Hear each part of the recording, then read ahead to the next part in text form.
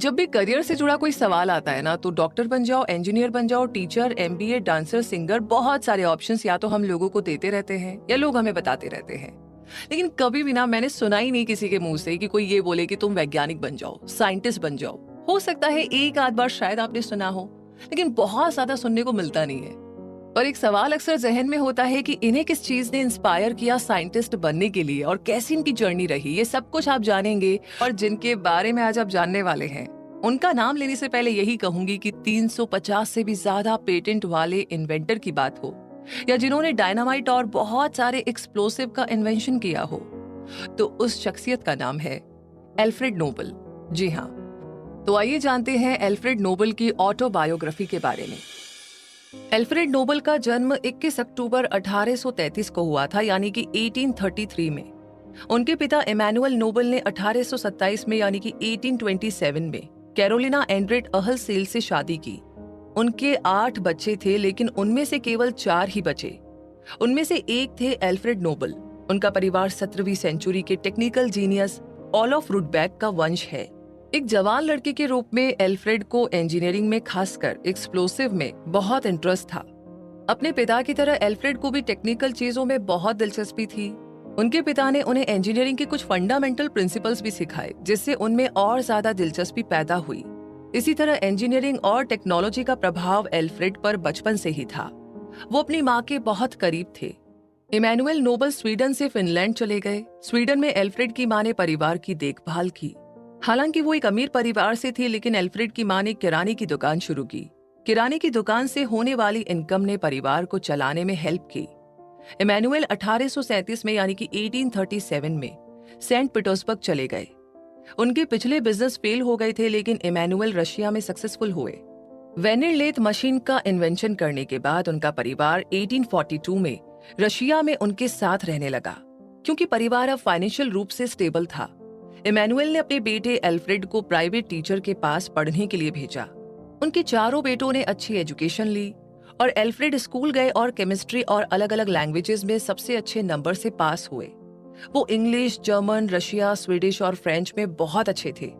उन्होंने जिनिन रिएक्शन के लिए पहचाने जाने वाले फेमस रशियन केमिस्ट निकोलाई जिनिन के साथ भी पढ़ाई की। इस तरह एल्फ्रेड के साथियों ने उन्हें इन्फ्लुएंस किया।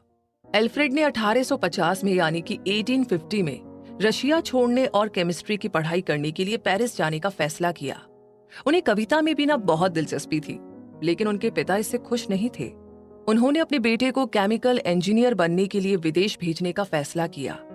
पेरिस में एल्फ्रेड की मुलाकात एस्केनियो सोब्रेरो से हुई, जो एक फेमस इटालियन केमिस्ट थे जिन्होंने नाइट्रोग्लिसरिन का इन्वेंशन किया था। सोब्रेरो ने नाइट्रोग्लिसरिन का इस्तेमाल करने की सिफारिश नहीं की, क्योंकि ये गर्मी या प्रेशर के कारण फट जाता था और इसका बिहेवियर भी अनप्रिडिक्टेबल था। लेकिन एल्फ्रेड ने नाइट्रोग्लिसरिन का इस्तेमाल करने और इसे काबू में करने का एक तरीका खोजा। एल्फ्रेड एक क्यूरियस इंसान थे जो किसी भी प्रॉब्लम का सॉल्यूशन खोजना चाहते थे।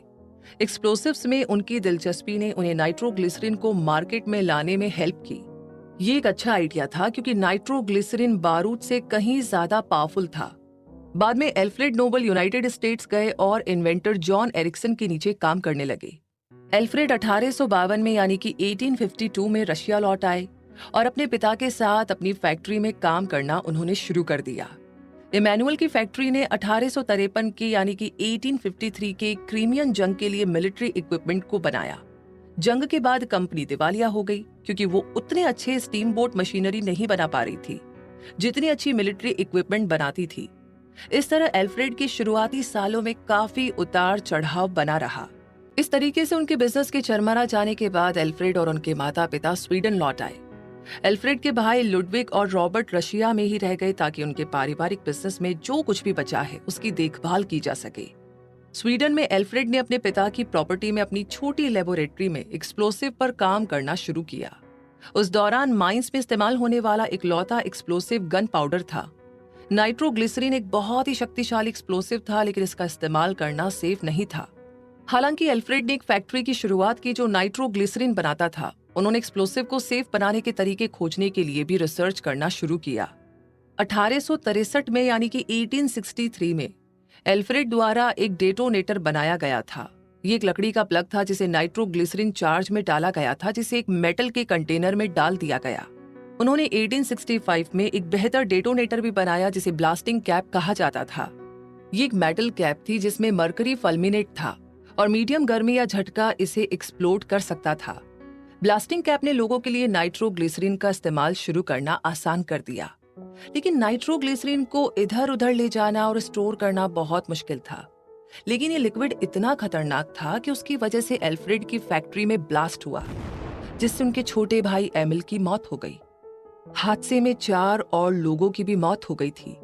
दुख भरी मौतों के बावजूद एल्फ्रेड ने कई नाइट्रोग्लिसरीन फैक्ट्री बनाई और अपनी बोतल कैप का इस्तेमाल किया। उन्होंने विंटर वीकेंड में नाइट्रोग्लिसरीन एक्टिबोलागेट एबी नाम की कंपनी की शुरुआत की। फैक्ट्री में हुए ब्लास्ट के बाद वो सुनसान इलाके में काम करना चाहते थे, लेकिन अभी भी नाइट्रोग्लिसरीन की वजह से एक्सीडेंट हो रहे थे। 1867 में यानी कि 1867 में एल्फ्रेड नोबल ने डायनामाइट का इन्वेंशन किया। उसे इत्तेफाक से पता चला कि केजल गुहर नाइट्रोग्लिसरीन को सोख लेता है ताकि वो सूख जाए।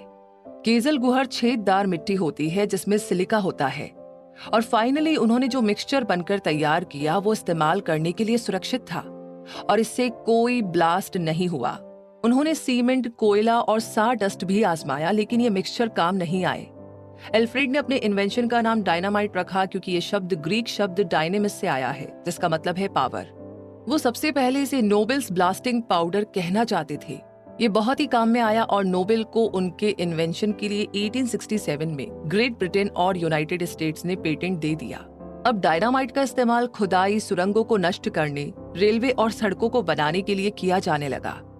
ये आमतौर पर कार्डबोर्ड सिलेंडर के रूप में बेचा जाता था। अपने इन्वेंशन के कारण एल्फ्रेड नोबल दुनिया भर में मशहूर होने लगे। आज साउथ अफ्रीका और अमेरिका डायनामाइट को बनाने वाले सबसे बड़े देश है। डायनामाइट के इस्तेमाल के लिए दुनिया भर में लाइसेंस की जरूरत होती है। पूरे यूरोप में एल्फ्रेड ने डायनामाइट को बनाने वाले कारखानों का एक नेटवर्क बनाया। उन्होंने अपने सामान को भी बड़े तौर पर बेचा। लेकिन एल्फ्रेड भी डायनामाइट के बेहतर रूप की तलाश में थे। वो एक परफेक्शनिस्ट थे और चाहते थे कि उनका सामान सबसे बेहतर हो, जिसे सेफ एक्सप्लोसिव के रूप में इस्तेमाल किया जा सके। 1875 में यानी कि 1875 में ब्लास्टिंग जिलेटिन नाम का डायनामाइट, जो ज्यादा मजबूत था, का इन्वेंशन किया गया। उन्होंने 1876 में ब्लास्टिंग जिलेटिन का पेटेंट लिया और एक बार फिर से एक्सपेरिमेंट के दौरान एल्फ्रेड ने पाया कि नाइट्रोग्लिसरीन और नाइट्रोसेल्यूलोज को मिलाने से एक ठोस सामान बनता है। नाइट्रोसेल्यूलोज बहुत ज्यादा धधकने वाला रोएदार कंपाउंड है और रिजल्ट ये था कि इससे बनने वाला प्लास्टिक मटेरियल बाकी डायनामाइट के कंपैरिजन में ज्यादा वाटर रेजिस्टेंस और बहुत ही मजबूत थे। इसे दुनिया भर में खुदाई के लिए अपनाया गया था, जिससे एल्फ्रेड को काफी पैसा मिला, लेकिन इससे उनकी सेहत पर भी बहुत बुरा असर पड़ा। 1887 में यानी कि 1887 में बैलिस्टाइट का इन्वेंशन किया गया था। ये एक नाइट्रोग्लिसरीन पाउडर था जिससे धुआं नहीं निकलता था। इसी से कॉर्डाइट बनाया गया, जो धुआं ना छोड़ने वाला एक तरह का बारूद था। हालांकि नोबल के पास डायनामाइट और कई और एक्सप्लोसिव्स के इन्वेंशन के लिए पेटेंट था, लेकिन उन्हें लगातार उन कंपटीशन से परेशान होना पड़ रहा था जिन्होंने इनके तरीकों को चुरा लिया था। इस बीच रशिया में एल्फ्रेड के भाइयों ने बाकू के पास तेल के खेतों की खोज की और अमीर और खुशहाल बन गए। उन्होंने ब्रैनोनेल नाम की एक बहुत बड़ी तेल की कंपनी खोली। कंपनी अजरबैजान में चलाई गई और दुनिया की सबसे बड़ी तेल कंपनियों में से एक बन गई। एल्फ्रेड के इन्वेंशन और उनके भाई की कंपनियों के कारण एल्फ्रेड नोबल एक अमीर आदमी बन गए। उन्होंने अपने भाई की तेल कंपनियों में भी इन्वेस्ट किया। 1893 में यानी कि 1893 में उन्होंने स्वीडन के बोफोर्स में लोहे का एक कारखाना खरीदा।